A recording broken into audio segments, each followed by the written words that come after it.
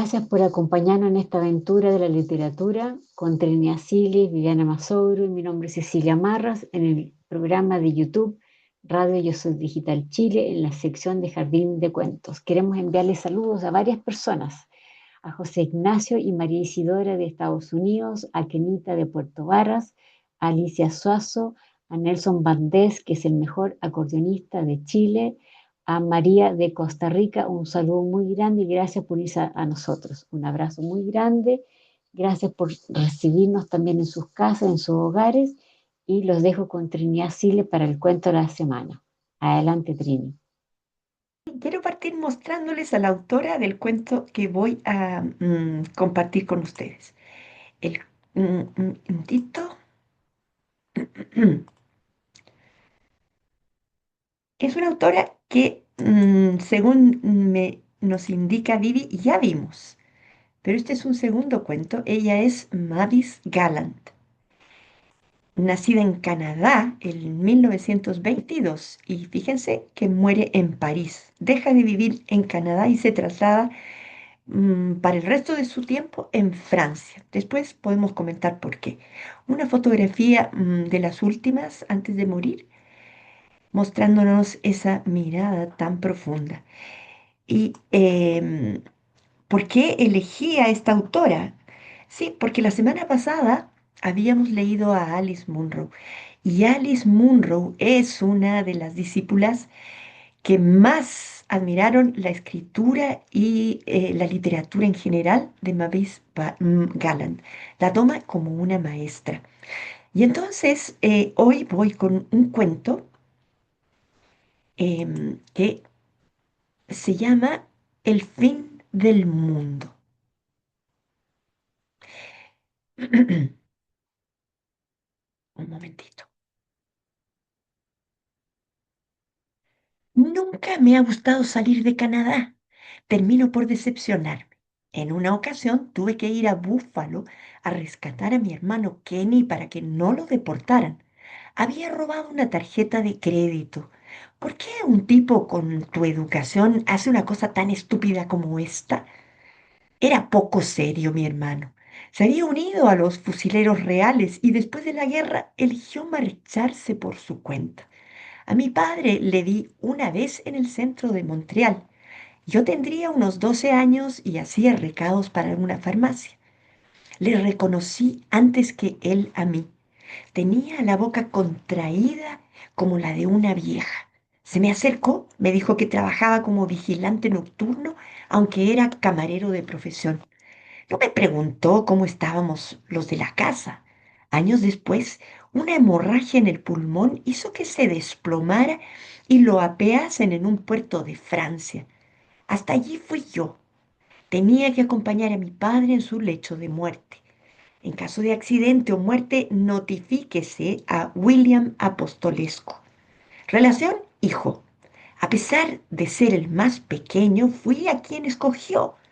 Había trabajado como camarero en un barco y ganando un buen sueldo, pero no tenía nada ahorrado. No diría exactamente que detesté hacerlo, pero no habría ido allí por mi propio pie. El hotel donde estuvo era muy precario y además de salir a comprar unas toallas decentes, tuve que comprar también jabón, toallas, pañuelos para mi padre. En el hospital, un antiguo monasterio o convento, en cuyos suelos se paseaban escarabajos y cucarachas, solo le daban las sábanas y unas jofainas con agua tibia para que se lavara. Estuve allí 23 días. Me dije, esto es lo que consigues cuando abandonas tu hogar. Mi padre aceptaba mi presencia como si tuviera derecho a ella. Se ve que no te ha ido nada mal, señaló en algún momento. Ese traje que llevas no es del todo malo. Tuve que pedirlo prestado a mi suegro para venir aquí, dije. Me hubiera gustado contestarle, ¿sabes qué es lo que he estado haciendo en todo el tiempo en que tú no has estado? He mantenido a tu esposa y le he dado educación a tus otros hijos, prácticamente sin ayuda desde que cumplí 12 años. Esperaba ahora escuchar, lo siento. Pensé que me confesaría sus deudas, cuántos bastardos dejaba y quién se había quién se iba a encargar de ellos o dónde quería que lo enterráramos. Pero mi padre jamás confiaba nada a nadie. No actuaba como un hombre moribundo. Le habían dicho que se estaba reponiendo. Me preguntó por Kenny y volví a cavilar, ya que tú no te llevabas bien con él y él no se llevaba bien contigo. ¿Para qué demonios tuvisteis y 3 hijos? Sus ojos mostraban interés. Quiso saber de mi esposa. Obediente, mayor que yo, mejor educada, le dije. Te mandamos una invitación de boda a ese sitio en el que estabas en México por aquel entonces. Allí estaba yo, cuidando de él, pero lo arruinó todo diciendo, me caía bien la buena de Lu, dijo claramente. Era mi madre. Tenía miedo de que dijera, ¿por qué no me escribe nunca? Le habría tenido que contestar porque jamás te perdonó. La llevé a Eton, a que eligiera un pueblecito, pero su majestad real a todo le encontraba un fallo. No sé qué habrá pasado con Lu, pero conmigo se confundió y creo que hizo bien en no querer algo que no fuera perfecto. Quería preguntarle a mi padre por qué pensaba que todo tenía que ser perfecto y si su vida aún se regía por ello.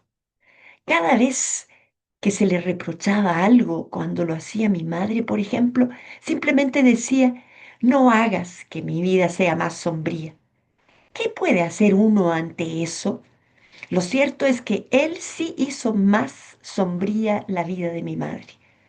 No podía marcharme a casa y volver más tarde, tenía que suceder en ese momento, pero tampoco me podía quedar allí a perpetuidad. Conseguí hablar con el médico para saber su parecer y solo logré saber que los asuntos de la familia no le concernían. Mi padre no tenía mesita de noche, tan solo una bolsa de plástico que colgaba de la cama con sus objetos personales. Sus ojos se reían de mí como un crío que prueba hasta dónde puede llegar.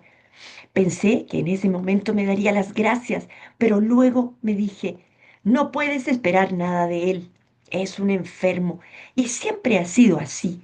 Me sentía solo allí y me costaba demasiado entender lo que los demás me decían. Advertí que tenía claro que se estaba muriendo. Le confesé que tenía la forma más violenta de tuberculosis. Gracias, Billy, dijo mi padre. Me sentía aterrorizado en lo más profundo. Había estado esperando algo sin saber realmente qué significaría cuando llegara el momento. Y les puedo decir lo que significó. Fue como si llegara el fin del mundo. Ahí está el título. Sabía que no ibas a mentir, me dijo mi padre. Por eso quería que vinieras tú y no ningún otro. Eso fue todo. Poco después ya no podía pronunciar palabra. Había abandonado a su familia en una ocasión, pero yo fui el único al que abandonó 2 veces. Cuando murió, una de las enfermeras me dijo, lo siento, pero a pesar de que unos días antes eso era lo único que yo había querido escuchar de mi padre, aquellas palabras no significaban nada viniendo de ella. El fin del mundo, el título, como les decía, y ahora rápidamente le paso la palabra a Vivi. Gracias, Trini. Sí, nuevamente de la mano de una escritora canadiense.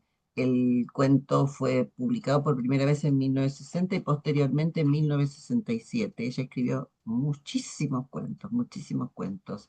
Eh, es cierto, el tema del título es bastante interesante porque abre las puertas para pensar desde lo real, lo simbólico, el fin de una vida, el fin de un amor, o sea, el fin del mundo pueden ser millones de situaciones.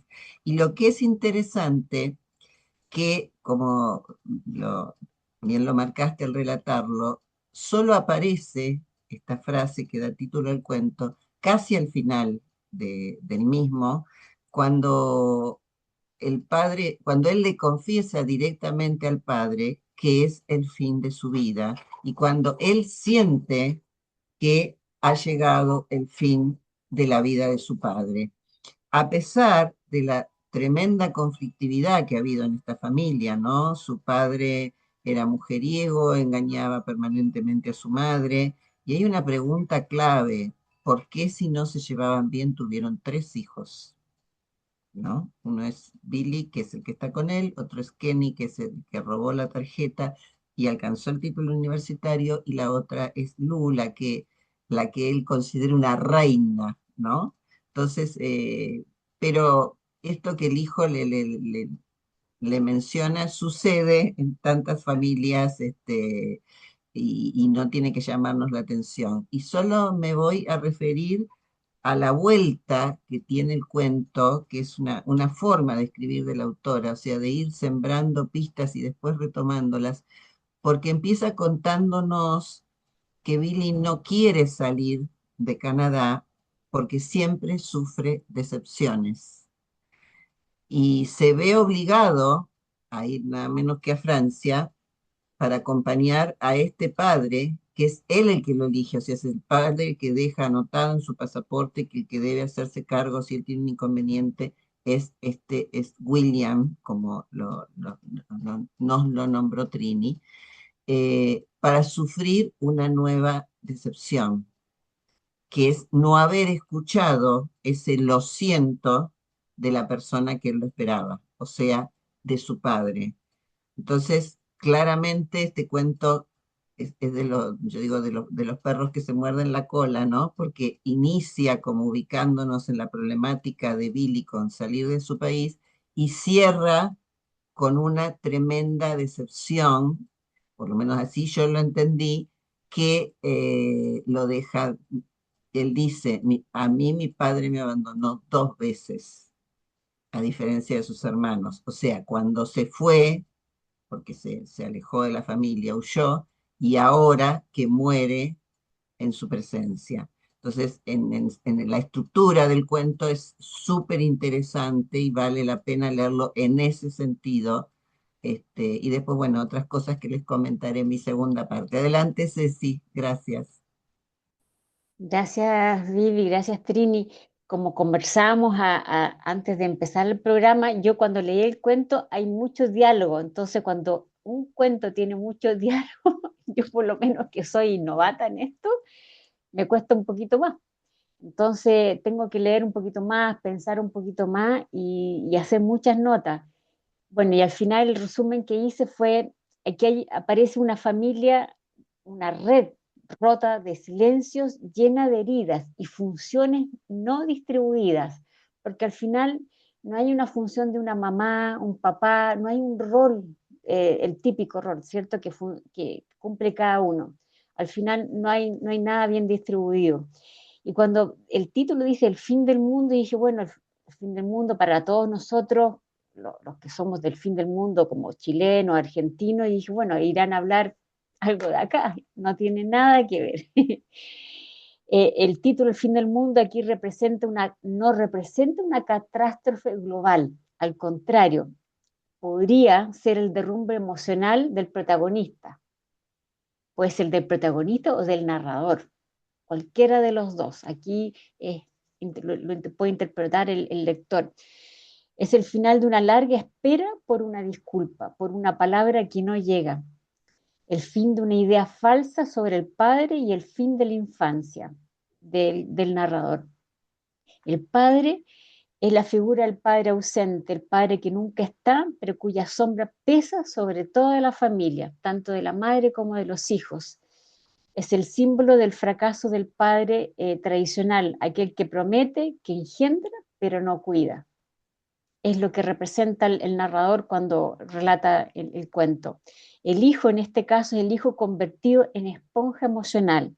Absorbe el abandono, el dolor, la rabia y no explota. Y aquí yo hice una relación de la esponja emocional con la esponja que él pide después, ¿cierto?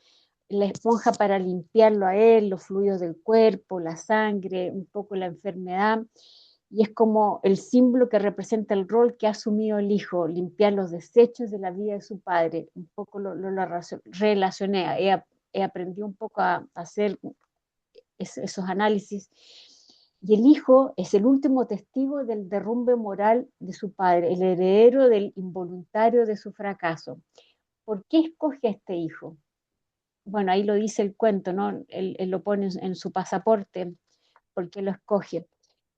Eh, yo había hecho otra notita, porque fue el único que abandonó dos veces, ahí la Bibi lo había comentado. Después el conflicto moral, los conflictos, lo correcto versus lo que duele, no trae alivio sino frustración. El conflicto de ser bueno con alguien que nunca fue bueno con él.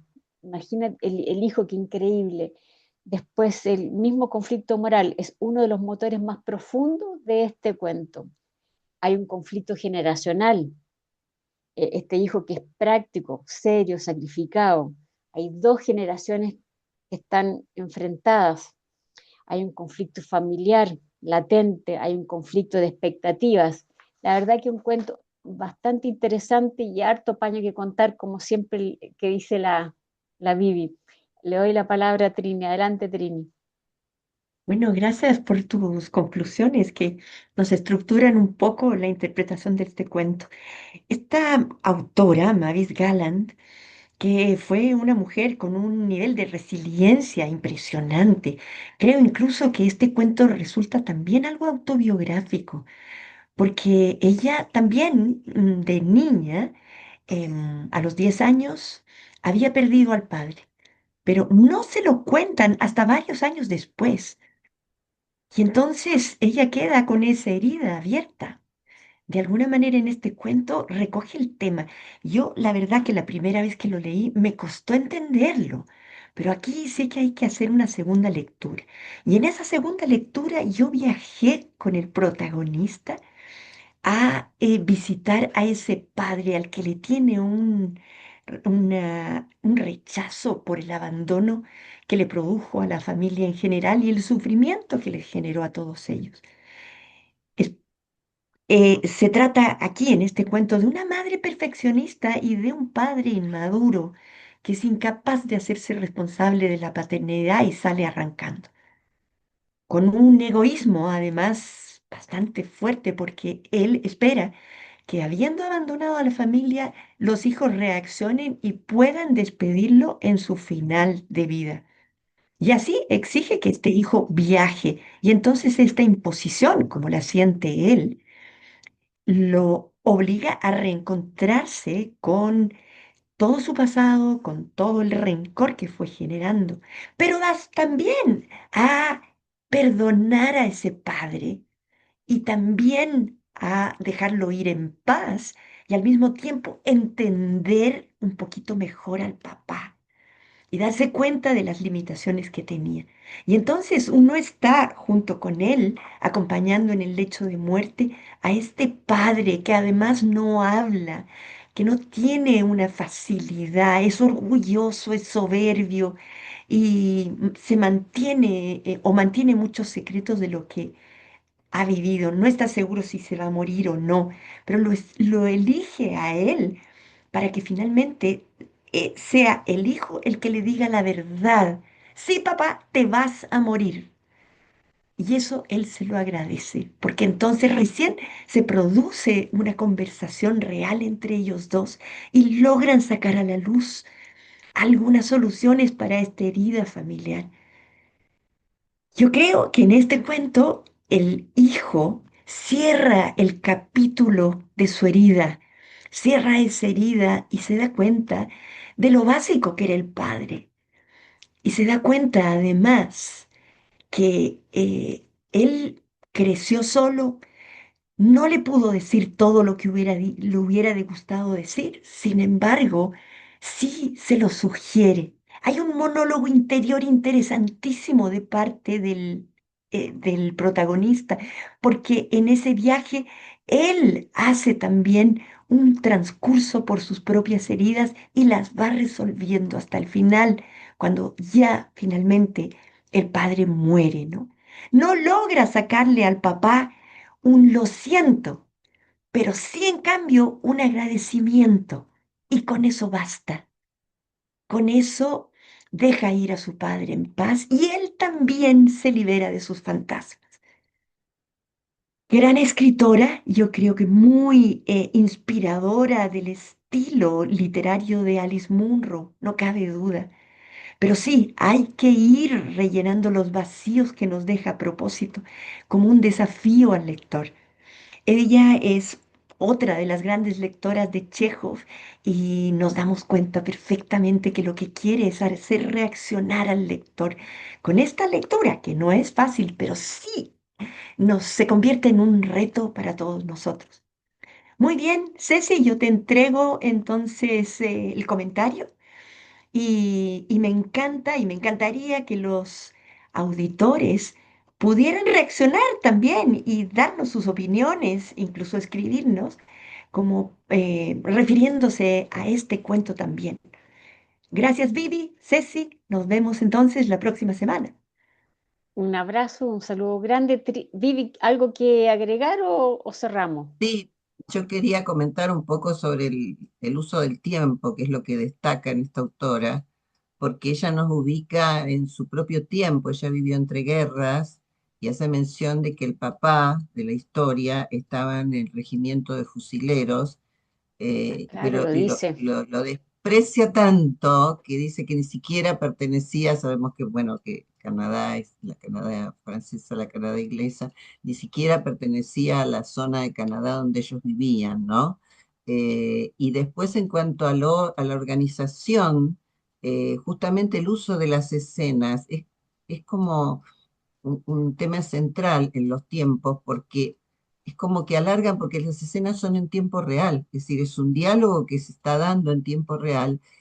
Y en el diálogo respecto a la esponja, que también analizaste, Ceci, eh, a mí me impactó que hasta el hijo le pregunta de qué color quiere la esponja. Cuando el padre le pide una esponja nueva, el hijo, uno siente que le está dando como todos los gustos, como si Una fuera inteligencia emocional, ¿no? De parte un del poco hijo. claro, la última vez. Entonces, bueno, vamos a darte el gusto de que la esponja sea azul y vamos a tratar de mantenerte. Después las descripciones respecto a la precariedad y el horror de ese hospital, que yo creo que no puede sanar a nadie, también son muy potentes. Y yo no sé si este hijo cerró, sinceramente, no sé si coincido con vos, Trini, Cerró un poquito porque, mejor que los de otros hijos que no hicieron nada, claro, pero ni él la dice madre. claramente que lo siento Claro. que él recibe no es de la persona que él esperaba. Y pensemos que este Billy con 12 años se puso la familia a cuestas y hasta logró que uno de sus hermanos fuera universitario, aunque después se convirtiera en un Claro, ladrón. O sea, volvemos al tema de la excepción, exacto. una tras otra. Entonces, y hasta su matrimonio parece ser, bueno, sí, mi mujer es así, sano. Hay toda una referencia al tema de un cuadro que la mujer compra porque le gusta el arte, pero al final parece ser más una inversión económica. Es decir, toda la vida de Billy parece ser una vida no lograda, insatisfecha, por haberse brindado tal vez mucho a los demás, como hace también en el hospital junto a su padre. Así que este personaje, este narrador en primera persona, creo que hay que atenderlo y escucharlo mucho. Me encanta que diferamos en las conclusiones del cuento. A mi juicio, estoy recordándole la vivencia de una amiga que tuvo una situación similar. Ella creció con su madre porque el padre era alcohólico, abandonó a toda la familia y estos hijos crecieron con el esfuerzo de la madre. Habían pasado muchos años y el caballero se estaba muriendo. Uno de los hermanos lo iba a ver y antes de que muriera, incluso en el Cotolengo, llamó a sus hermanos y les dijo, después de tantísimos años, habrían pasado, qué sé yo, 50 años, y les dijo, miren, el papá se va, se está muriendo, ¿quieren venir a verlo? La mayor parte de ellos dijo que no. Y a la hermana con la que tenía más cercanía le dijo, tú ven, yo sé que te va a hacer bien a ti venir a despedir a tu papá, para que tú finalmente puedas estar en paz y él también. Y así lo hizo y se lo agradeció toda su vida. Yo creo que cerrar un capítulo en la vida es muy importante y fue lo que hizo este hombre. Y lo hizo además trabajándose a sí mismo el tema. Pero bueno, no voy a alargarme más, pero me encanta que no, porque Que tengo la difiramos, impresión de ¿no? que Claro. yo creo que esta autora, siendo discípula de Chekhov, lo que quiere es cambios en los personajes. Por eso es que tengo yo la esperanza de que esto haya servido muchísimo. Pero bueno, un abrazo, chiquillas. No sé si tú quieres cerrar, Ceci. Sí, invitamos a todos los radioescuchas, a los nuevos radioescuchas que con sus opiniones, las distintas opiniones, por supuesto, nos encantaría que haya un debate en YouTube, que se suscriban, por supuesto, porque no tiene costo. Y esto es muy interesante porque también nos abre los ojos a nosotros de qué opinan ustedes de este gran cuento, que es muy interesante, y escuchar sus opiniones también. Así que los dejamos ahí en YouTube para que lo puedan escribir y un abrazo muy, muy grande. Gracias, Trini, por traernos este desafío. Muy bien. Chao, chao, chao. Gracias, Chao. Lili.